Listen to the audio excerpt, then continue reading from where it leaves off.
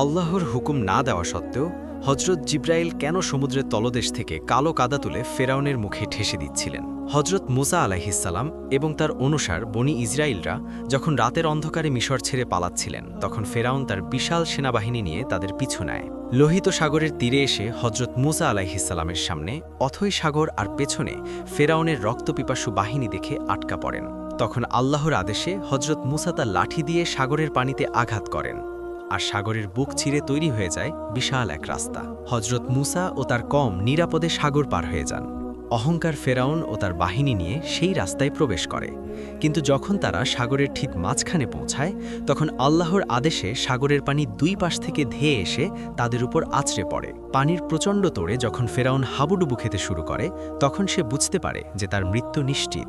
যে ফেরাউন সারা জীবন হজরত মুসাকে কষ্ট দিয়েছে, নিজেকে খোদা দাবি করেছে, মৃত্যুর সেই ভয়ঙ্কর মুহূর্তে এসে চিৎকার করে ওঠে এবং বলে, আমি ঈমান আনলাম, বনি ইসরায়েল যে সত্তার প্রতি ঈমান এনেছে তিনি ছাড়া আর কোনো মাবুদ নেই, এবং আমি মুসলমানদের অন্তর্ভুক্ত। কিন্তু ঠিক সেই মুহূর্তে ঘটে এক আশ্চর্য ঘটনা। হজরত জিব্রাইল ফেরাউনের এই শেষ মুহূর্তের তওবা মেনে নিতে পারছিলেন না।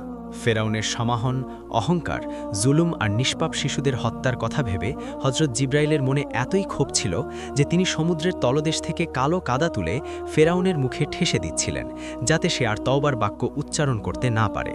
হজরত জিব্রাইলের ভয় হচ্ছিল, না জানি আল্লাহর অপার রহমত তাকে পেয়ে বসে, আর আল্লাহ জালিম ফেরাউনের সেই তওবা কবুল করেননি। কারণ মৃত্যুর আযাব চোখে দেখার পর তওবা করার আর কোনো সুযোগ থাকে না। এই ঘটনা আমাদের মনে করিয়ে দেয় যে অহংকার পতনের মূল, এবং মৃত্যুর সময় যখন আযাব দৃশ্যমান হয়, তখন শত চিৎকার করে তওবা করলেও আল্লাহ তা গ্রহণ করেন না।